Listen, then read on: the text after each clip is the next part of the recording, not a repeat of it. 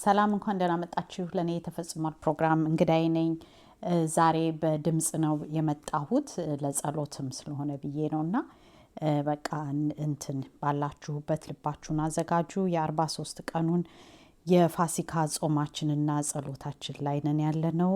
በሳምንቱ የተማርነውን እሁድ እንጸልያለን። ግን ሰኞም ደግሞ በጣም ስለሚበዛብን የ6 ቀኑን ትምህርታችንን በተማርነው ቃላቶች ስለሆነ እንዳይረዝም ብዬ ጸሎቱ ለ2 ቀን ከፍለዋለሁኝ ማለት እሁድና ሰኞ እንጸልያለን ማለት ነው በተማርነው ትምህርታችን። እና ዛሬ በ39 ቀን በ40 ቀን እና በ41 ቀን የተማርነውን ነው ትምህርቶች እነሱን በዛን ቀን የተማርናቸውን ትምህርቶች በጸሎት አድርገን ነው ዛሬ ጌታ ፊት የምናቀርበው። በ39 ቀኑን የተማርነው ስለ እግዚአብሔር ቃል ነበረና የእግዚአብሔር ቃል ጥቅሙ ምን እንደሆነ ለኛ እግዚአብሔር ቃል ማለት ራሱ ምን ማለት ነው የሚለውን ነበረ በተለያየ ጥቅሶችን እያነበብን የተማርነው። እና ጥቅሙ በተለይ የእግዚአብሔር ቃል ጥቅሙ ለኛ ምንድነው የሚል ነውና ቪዲዮን ካላያችሁት 39 ቀን ውስጥ የሚለውን ገብታችሁ ይዩት። ዛሬ ግን በጸሎት ነው እሺ።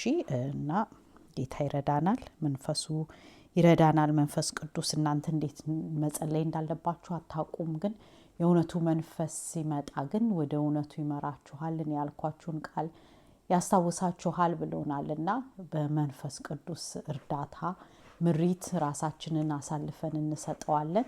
ጌታ ይረዳናል። እግዚአብሔር አባት ሆይ እናመሰግንሃለን። እውነት ነው ቃልህ ሰማይና ምድርን ቢጠፉ ይሻላል የኔ ቃል ከሚጠፋ ብለህ ያልክበት የማልክበት ቃል ነውና አባታችን ያንን ቃል ደግሞ ልትሰጠን በሰው ቋንቋ በሚገባን ቋንቋ አድርገህ ለተለያየ ቋንቋ ተናጋሪዎች ግን መልእክቱ ግን አንድ አይነት የሆነ የተለያየ ቋንቋ ቢጻፍልንም ግን መልእክቱ ግን ሐሳብህ ግን ፈቃድህ ግን አንድ ስለሆነ እናመሰግንሃለን። ግራም ያጋባን ቃል ስላልሆነ እናመሰግንሃለን። በቃልህ ስለምትጠብቀን ዘወትር እናመሰግንሃለን። ቃልህ ማለት ራስህ ነህ። በመጀመሪያ የነበርከው ነው። ቃል በመጀመሪያ ነበር ይለናል ዮሐንስ ወንጌል ላይ። ቃልም ከእግዚአብሔር ዘንድ ነበር ይላል። ቃልም እግዚአብሔር ነው ይላል። ቃልም እንደገና ደግሞ በስጋ ለብሶ ወደኛ አደረ፣ በክርስቶስ መጣ ይለናልና አባታችን ቃልህ ያው ኢየሱስ ክርስቶስ ነህ። ቃልህ ሰማይና ምድርን የፈጠርክ ነው። ቃልህ ከጨለማ ወደ ብርሃን የሚያመጣ ከማስተዋል ወደ ማስተዋል የሚያመጣን ጥበብ ቢስ ሆነው ጥበብ የሚሰጠን ሞኞች የነበርነውን በጥበብ የሚሞላን በማስተዋል የሚሞላን ስተትና ኃጢአት ላይ የነበርነው ሰዎች ወደ ጽድቅ መንገድ የሚመራን በቅድስና የሚመራን ቃልህ ስለሆነ እናመሰግንሃለን። ቃልህ ለኛ ተግሳጽን ያመጣልናል፣ ይገጽሰናል። እግዚአብሔር ደግሞ ሊገጽሰው የሚችለው የሚቀጣው የሚወደውን ልጅ ነው ይላልና አባታችን ቃልህን ቀርቦ ሳለ ቃልህን እንድንቀበለውና ተግሳጽህንም እንድንቀበል እርዳን ጌታ ኢየሱስ ብለን እንልሃለን። ቃልህ ለኛ ልባችንን፣ ሐሳባችንን፣ ፍላጎታችንን ይመረምራል፣ ውስጣችንን ይመረምራልና የማይሆነውን ያስወግድልናል፣ የሚሆነውን ደግሞ ካንተ ፈቃድ ጋር የሚሄደውን ደግሞ ይተክልልናል። ዘር ማለት ነው ቃልህና ለልባችን ዘር ነውና እንደግ አባታችን ቃልህን ላክልን፣ ፈውሰን፣ ቃልህን ላክልን፣ በቃልህ አሳድገን ብለን እንልሃለን የኔ አባት። በቃልህ ምክንያት ብዙ ሰዎች ጸድተናል፣ ብዙ ሰዎች ተቀድሰናል። በቃልህ ምክንያት ከውሸት ትምህርት እውነተኛው ትምህርት ገብተናልና አስተሳሰባችንን እንድቀድሰሃል ቀይረሃልና እናመሰግንሃለን አባ። በቃልህ አጥበህናል፣ በቃልህ ዳግመኛ ወልደህናል። በቃልህ ጌታ ኢየሱስ ክርስቶስን ሐሳቡን ፈቃዱን የመጣበትን ምክንያት የተሰቀለበትን ምክንያት እንድንረዳ አድርገህናል። አይምሯችንን ልባችንን ከፍተህልናልና እናመሰግንሃለን። ቃልህን እንወደዋለን፣ ከማር የበለጠ እንወደዋለን። ቃልህ ለኛ አሳድጎናል፣ በቃልህ እያሳደግከንም ስላለ አሁንም እናመሰግንሃለን። በቃልህ ምክንያት ቃልህን ሰምተን ወደ እምነት ስለመጣን እምነት ልጅህን የላክልንን መስዋዕቱን ተቀብለን ስለጸደቅን በቃልህ ምክንያት እናመሰግንሃለን። በልባችን ውስጥ ያለውን ክፉን ጨለማውን ትክክል ያልሆነውን አስተሳሰብ በቃልህ በኩል እንደ ውሃ ገብቶ ስላጠበን እናመሰግንሃለን። አባታችን ቃልህ ዘላለማዊ ስለሆነ ቃልህ ስለማይዋሽ እናመሰግንሃለን። በቃልህ ታማኝ ስለሆንክ ሁሌ እናመሰግንሃለን። ቃልህ ደግሞ በጆሮአችን ከገባ በኋላ ልክ ዝናብ ወይ በረዶ ምድር ላይ ወርዶ ስራ ሳይሰራ አፈሩን ሳያረሰርስ እንደማይቀረው እኛም ደግሞ ልባችን ውስጥ ቃልህ ከመጣ በኋላ ሳይለውጠን ሳይቀይረን ወደ አንተ ተመልሶ ስለማይሄድ እናመሰግንሃለን። ዝራብን ቃልህን ጌታ ኢየሱስ ክርስቶስም ከዚህ ምድር ላይ ከመሄዱ በፊት የጸለየልን በቃልህ ጠብቃቸው ብሎ ነውና አባ በቃልህ ጠብቀን። ቃልህ ከሚወረወረብን ፍላጻ ሁሉ ይጠብቀናል። ቃልህ የውጊያችን የጦር ዕቃችን ነውና አባታችን ቃልህ በውስጣችን ደብቀው ሰውረው በልባችን ውስጥ ጻፈው ብለን እንልሃለን። ቃልህን ተናግረን ከመከራ የምናመልጥ እንሆን። ቃልህን ተናግረን ከባዶነት ወደ ህይወትነት እንድንገለጥበት እርዳን። ቃልህን ተናግረን ቃልህን አምነን ቃልህን ተናግረን ከሞት ወደ ህይወት የምንሸጋገርበት ስለሆነልን እናመሰግንሃለን። አባ ቃልህን ማመን ስለቻልን ቃልህን ማዳመጥ ስለቻልን ለቃልህ ደግሞ መታዘዝ ስለቻልን እናመሰግንሃለን። ጸጋህን ስላበዛህልን እናመሰግንሃለን አባታችን። አሁንም ቃልህ በሁለት በኩል ከተሳለ ሰይፍ የበለጠ ነው ይላል ቃልህና አባታችን አሁንም ጅማታችን ቅልጥምን እንደሚለየው የልባችንንም ስሜትና ሀሳብን ስለሚመረምርልን እናመሰግንሃለን። ነፍሳችንን መንፈሳችንን ስለሚለይልን እናመሰግንሃለን። በቃልህ አሳድገን አባ። በቃልህ ነው የምታሳድገው አንተና በቃልህ አሳድገን ብለን እንልሃለን። ጌታ ኢየሱስ ክርስቶስ እንደጸለየም ደግሞ በቃልህ ትጠብቀን ዘንድ እንማጸንሃለን አባ። ቃልህ ህይወት ነው። ቃልህ መንፈስ ነው እና እናመሰግንሃለን ጌታ ኢየሱስ ክርስቶስን የምነግራችሁ ቃል መንፈስ ነው ይላልና ያ ቃል ደግሞ መንፈስም ነው ህይወትም ነው ይላልና አባታችን ያ ጌታ ኢየሱስ ክርስቶስ የሰጠን ቃል ያንተ መንፈስም ያንተ ህይወትም ስለሆነ እናመሰግንሃለን አባ። ከቃልህ እንዳንርቅ እርዳን ጌታ ኢየሱስ። ፍሬ የምናፈራው በቃልህ ውስጥ ስናድግ ነውና መሰረታችን የሚስተካከለው በቃልህ ነው እና አባታችን ለቃልህ እውቀት ለቃልህ መረዳት በመንፈስህ ቅዱስ እንድታግዘን ሁሌ መጽሐፍ ቅዱስን ቃልህን ስናነብ በመንፈስ ቅዱስ እገዛ እንድናነበው በቀና ልብ እንድናነበው በተሰበረ ልብ እንድናነበው እርዳን ጌታ ኢየሱስ አባ ብለን እንልሃለን። ቃልህ ህይወት ነውና ቃልህን ስለምንበላው ህይወትህን ስለሰጠህን እናመሰግንሃለን አባታችን። አሁንም በአፋችን ውስጥ ያለውን ሁሉ ቃል በአንተ ቃል እንዲወጣ የኔ ጌታ በምንናገርበት ጊዜ ማንም ቢናገር የጌታን በእግዚአብሔር ቃል ይናገር ይላልና አባታችን የምንናገረው ሁሉ በአንተ ቃል የተመሰረተ እንዲሆን እርዳን ጌታ ኢየሱስ ብለን እንልሃለን። ለጸሎት ቃልህን አስታውሰን። ቃልህን እንደ መስታወት ነው ለኛ የተጨማደደውን የቆሻሻውን እንድናይ ያረገናል፣ የውስጣችንን እንድንመረምር ያረገናልና አባታችን ቃልህን ሰምተን ምንታዘዝ ቃልህን ሰምተን ቆሻሻውን ምናስወግድ እንድንሆን እርዳን። ብትወዱኝ ቃሌን ትጠብቃላችሁ ቃሌን ትታዘዛላችሁ ብለህናልና አባታችን ለቃልህ ክብር እንድናመጣ ቃልህን መውደድ እንድንችል ፍቅርህን መቀበል እንድንችል በቃልህ ምክንያት እርዳን ጌታ ኢየሱስ ብለን እንልሃለን። ቃሌን ማዳመጥ የማትችሉት እናንተ የዲያብሎስ ልጆች ስለሆናችሁ ነው ብለህ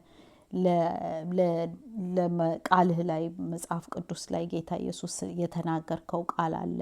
እናንተ የዲያብሎስ ልጅ ስለሆናችሁ ነው። እሱ ከመጀመሪያውኑ ነፍሰ ገዳይ ነበርና ነፍሰ ገዳይ ስለሆነ ነው አባታችሁ ያው ሊገላችሁ ነው ማለቱ ነውና ያታልላችኋል፣ ሐሰተኛ ነው ብሎ ይላልና አባ ቃልህን የማይወዱ ሁሉ በጌታ በኢየሱስ ክርስቶስ ስም ለቃልህ ጆሮአቸው የተከፈተ ይሁን፣ ለቃልህ ዓይናቸው የተከፈተ ይሁን። ማስተዋል ስጣቸው፣ ቃልህን እንዲወዱ እርዳቸው፣ ልባቸውን ከፈትላቸው፣ ቃልህን ማዳመጥ እንዲችሉ ብዬ በጌታ በኢየሱስ ክርስቶስ ስም ጠየቅኩ። አሜን። እሺ በ40 ቀን ደግሞ የተማርነው ስለ ደም ነበረ። ደምን አትብሉ ነው። የእንስሳንም ሆነ በአጠቃላይ ስጋ የእንስሳ ደምን ወይም የሰውን ደምን አለመብላት ነው የእግዚአብሔር ቃል ላይ የሚነግረን። በኦሪት ዘሌዋውያንም ላይ አይተናል፣ ኦሪት ዘዳግምንም ላይ አይተነዋል እና እንደዚሁ ደግሞ ሐዋርያትም ስራ ላይ ምዕራፍ 15 ላይ ደምን አትብሉ የሚል ትእዛዝ አለ እና ለምንድን ነው ይሄ ሕግ የመጣው? በደም ውስጥ ነፍስ አለ፣ በደም ውስጥ ሕይወት አለ ስለሚል ነው። እና ደምን የሚበላ በሙሉ የሰውን ወይም የዛን እንስሳ ሕይወትን እንደወሰደ ነው የሚያሳየው። እና ያ ሕይወት ደግሞ የሚገባው ለእግዚአብሔር ነው። እና ለመጀመሪያ በኦሪት ላይ የሚደረገው የነበረው ለጊዜው ኃጢአትን ፍየል ጥጃን ያመጡና ይናዘዙና ኃጢአታቸውን እጃቸው ላይ እጃቸውን ጥጃው ላይ ወይም ፍየሉ ላይ ያደርጉና ኃጢአታቸውን ይናዘዙ ነበረ። ከተናዘዙ በኋላ ሊቀ ካህኑ የእንስሳቶቹ ከታረዱ በኋላ ደሙ ይፈስና እሱን ደም ይዞ በዓመት አንዴ ሊቀ ካህኑ ወደ ቅዱሱ ቅዱሳን ውስጥ ይገባ ነበረ ይላልና ግን አሁን በአዲሱ ኪዳን ደግሞ በጌታ ኢየሱስ ክርስቶስ ደግሞ ለአንዴና ለመጨረሻ የራሱን ደም ይዞ ገባ፣ ወደ እግዚአብሔር ፊት ወደ ዙፋኑ ገባ ሲሞትልን።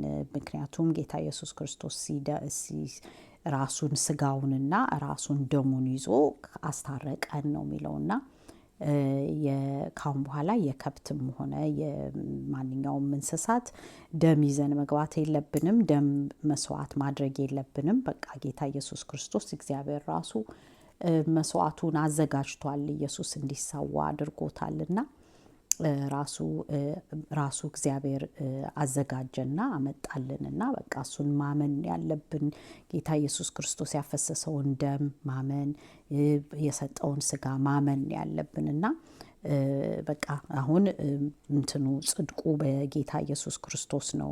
እሱን ስናምን እሱ የሰጠውን ያፈሰሰውን ደም የሰጠውን ስጋ ስናምን እኛ የእሱን ሕይወት ተካፈልን። ልክ እዛ ደም ውስጥ ስላለ ማለት ነው። የኢየሱስ ደም ውስጥ ሕይወቱ ስላለ የኢየሱስ ደም ውስጥ ጸጋው አለ። የኢየሱስ ደም ውስጥ ነፍሱ አለ እና የእሱ ተካፋዮች ሆንን፣ የእሱ ሕይወት ተካፋዮች ሆንን ማለት ነው። እና እሱ ሕይወት ትንሣኤ እንደሆነው እኛም ትንሣኤ እናገኛለን። እሱም ዘላለማዊ እንደሆነ እኛም ደግሞ ዘላለማዊ ሊያደርገን የዘላለም ሕይወት ሊሰጠን ነው የመጣውና ማመን ያለብን ኢየሱስ ክርስቶስን በዚህ ምክንያት ነው። እና እሱን ነበር የተማርነው። እንጸልይ። እግዚአብሔር አባት ሆይ ደምን አትብሉ ብለህ ያልከው አንተ በደም ውስጥ ሕይወት እንዳለ ስለምታቅ፣ ነፍስ እንዳለ ስለምታቅ ነውና አባታችን መስዋዕት ሊሆነን በዛ በንጹህ ደም ሆኖ በጌታ በኢየሱስ ክርስቶስ ስለተታረቅከን አንተ መስዋዕቱን ስላዘጋጀ በጉን የእግዚአብሔር በግ የራስህን በግ በኢየሱስ ክርስቶስ ስጋና ደም ስላዘጋጀህልን እናመሰግንሃለን። የእሱን ስጋ የሰጠውን ስጋ እናምናለን። መስዋዕት አድርገህ ያመጣኸውን እንቀበላለን። በልባችን ያፈሰሰውን ደም እንቀበላለን። በስጋውን እንቀበላለን። ያፈሰሰውን መስዋዕት ለኛ ሕይወት ሊሰጠን ስለፈለገ ነው። ኃጢአታችንን ለመደምሰስ ስለፈለገ ነውና አባታችን በደሙ ኃጢአታችንን መከደን፣ መሸፈን፣ መደምሰስ፣ መሰረየት ስለቻለልን እናመሰግንሃለን። አሁን ክስ ስለሌለብን የኃጢአት ክስ የኃጢአት ከአዳም ከሔዋን የወረስነው የኃጢአት ክስ ስለሌለብን ሕሊናችንም ልባችንም ነፍሳችንም ነፃ ስለወጣ እናመሰግናለን። ለጊዜያዊ ስላልሆነ የጌታ ኢየሱስ ክርስቶስ አንዴም ለዘላለምም በቃ በቂ አንተ የጣፈጠ መስዋዕት የተቀበልከው መስዋዕት ስለሆነ እናመሰግናለን አባ። ጌታ ኢየሱስ ክርስቶስም ራሱ ማንም ሳያስገድደው ራሱ በነፍስ ራሱ ፈልጎ ስላደረገ ደጉ ቸሩ መሪያችን ደጉ ቸሩ ጌታችን ብለን እሱን መጥራት ስለምንችል እናመሰግናለን አባ። ልባችን ተከፍቶ ይህንን ምስጢር መረዳት ስለቻለን እናመሰግናለን። አሁንም ደስ እያለን የጌታ ኢየሱስ ደምን እንወስዳለን። አሁንም ደስ እያለን የእሱን ስጋ እንበላለን። አባታችን ደሜን ብትጠጡ ስጋዬን ብትበሉ ለዘላለም ሕይወት አላችሁ ብልሃልና ጌታ ኢየሱስ እውነት ነው። አንተን ስናምን ነው የዘላለም ሕይወት የምናገኘው። አንተን ስንቀበልህ ነው የዘላለም ሕይወት የምናገኘውና ስለ ቤዛነትህ እናመሰግንሃለን። ቤዛ ስለሆንከን እናመሰግንሃለን። እዳችንን የሞት እዳችንን ፍርዱን ስለተቀበልክልን እናመሰግንሃለን አባታችን። የልጁ የኢየሱስ ክርስቶስ ደም ከኃጢአት ሁሉ ያነጻል ይላልና ኃጢአታችንን ሁሉ ስላነጻህልን እናመሰግንሃለን አባ። ደምህን መጠጣት ስለቻለን ደምህን መቀበል ስለቻለን በደምህ ምክንያት ከእግዚአብሔር አብ ጋር ስለተታረቅን በስጋ ምክንያት የጥሉ ግድግዳ ስለተሰበረ የቤተ መቅደሱ ጨርቅ ልክ እንደተቀደደው ከላይ እስከታች እንደተቀደደው በእኛና በአንተ መካከል ያለው የጥልም ግድግዳ ስለፈረሰ በጌታ በኢየሱስ ክርስቶስ ስጋ እናመሰግንሃለን አባታችን። በአንተ ምክንያት ስለጸደቅን እናመሰግንሃለን። በቅድስና እንድንመላለስ ደምህን ሁሌ እንድናስታውስ የሰራኸውን መስዋዕት እንድናስታውስ ሁሌ እርዳን። አይምሯችን በመንፈስ ቅዱስ ይታገዝ ብለን እንልሃለን። መንፈስህ ያስታውሰን። መንፈስህ ያሰራኸውን ስራ እንድናስታውስ እርዳን ጌታ ኢየሱስ ብለን በጌታ በኢየሱስ ክርስቶስ ስም አሜን። በ40 ቀኑ ደግሞ የተማርነው የአያቴን እንትን በማስታወስ የአመቷን ከሞተች አመቷን በማስታወስ እና እሷ በተወችልን መልእክት ምክንያት እርስ በራሳችሁ ተዋደዱ በቃ እኔ የምፈልገው እሱ ነው ብላ ያለችውን በማስታወስ በእግዚአብሔር ቃልም የኢየሱስ ክርስቶስ ያለውም ከመሞቱ በፊት እርስ በርሳችሁ ትዋደዱ ዘንድ አዲስ ትእዛዝ እሰጣችኋለሁ ብሎ ያለው ከሱ ጋር የሚመሳሰለውን ቃል ነበረ የተማርነው። እሱንም ዮሐንስ ወንጌል ምዕራፍ 13 ቁጥር 34 ታገኙታላችሁ። እና ግን ብቻችሁን አትችቹ አልሄድም ወላጅ እንደሌለው ትቻችሁ አልሄድም ሌላ ረዳት ልክላችኋለሁ ብሎ መንፈሱን ከኛ ጋር ስለላከልን በእምነት በኩል መንፈሱን ስለተቀበልን የጌታ ኢየሱስ ክርስቶስ መንፈስ እኛ ውስጥ ስላደረ እናመሰግነዋለን። እና እሱን እንበልና በቃ እንጸልይና እንጨርስ። እሺ። እግዚአብሔር አባት ሆይ ልጅህ ወዶን ልጅህ የሰጠን ትእዛዝ አለ በቃ እርስ በራሳችን እንድንዋደድና አባታችን ጸጋውን እንድታበዛልን እሱ ላይ ያለው ጌታ ኢየሱስ ክርስቶስ እኛን ለመውደድ የቻለበትን ጸጋ እንድታበዛልን ለእኛም እንማጸናሃለን።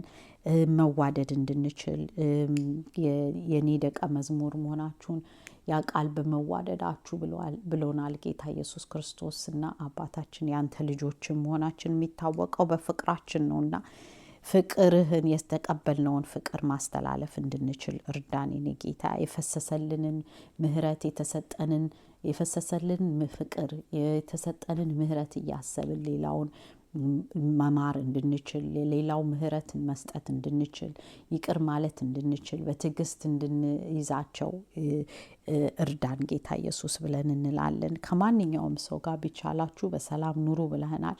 ሰላምን እንድንከታተል እርዳን። ፍቅርን እንድንከታተል እርዳን። ግብዝነት የሌለው ፍቅር ትሰጠን ዘንድ እንማጸናሃለን። ማስመሰል የሌለበትን ጌታ ኢየሱስ ጸጋውን እንድታበዛልን በይቅርታ ይቅር እንደተባለለት ሰው ሌላውን ይቅር የሚል ሰፊ ልብ እንድትሰጠን እንለምንሃለን አባታችን። በብቻችን ደግሞ ስላልሆነ አንተ ጸጋውን ስለምታበዛልን እናመሰግንሃለን ጌታ ኢየሱስ። አንተ ትንሣኤ ሕይወት እኔ ነኝ ብለሃልና የሚያምንብኝ ቢሞት እንኳን ሕያው ይሆናል ብለህናልና የሞቱብን የምንወዳቸው የተለዩን በሞት በስጋ ያንቀላፉትን ዘመዶቻችንን ሁሉ አባታችን እንትን ይሁን ብለን ተቀብለናል። አንተ የፈቀድከው ያንተ ፈቃድ ይሁን ብለን እንላለን። ተስፋ ቃል ስላለን የምንጽናናበት ቃል ስለሰጠህን እናመሰግንሃለን አባታችን። አሁንም ለታመሙት ሳናቋርጥ እንድንጸልይ እንድንማልድ እርዳን ጌታ ኢየሱስ። መዳናቸው በጣም ያስፈልጋልና ሁለተኛ ሞት ወይም ፍርድ ላይ እንዳይሄዱ አባታችን በዚህ በተሰጠን ጊዜ ውስጥ እውነቱን መስክረን አንተ ትንሣኤ መሆንህን አንተ እውነት መሆንህን ሕይወት መሆንህን በር መሆንህን እንድንናገር አንደበታችንን እንድትከፍት እንማጸንሃለን። ድፍረቱን ስጠን፣ እውነቱን የመናገርን አቅም ስጠን። አፋችንን ስንከፍት አንተ አብረህን ተናገር ብለን ለመንን ጌታ ኢየሱስ። ክፉ እንዳንሆን፣ ክፉ ሰራተኞች፣ ክፉ አገልጋዮች ሆነን እንዳንገኝ እርዳን ጌታ ኢየሱስ ብለን እንልሃለን አባታችን። ተስፋ እንደሌላቸው ደግሞ ሰዎች የሀዘን መንፈስ ስላላሰረን በሀዘናችን ፋንታ የተስፋ ቃልህን ደስታን ስለሰጠህን እናመሰግንሃለን ጌታ ኢየሱስ። በአንተው አምነው የሞቱት ሁሉ እንዳንቀላፉ ነው ቃልህ የሚናገረውና ደግሞ የሚነሱም ናቸውና አባ በትንሣኤም ስለሚመጡ እናመሰግንሃለን። በአንተ ነፍሳቸው በአንተ ሰላም ውስጥ ስላረፈ እናመሰግንሃለን የኔ ጌታ።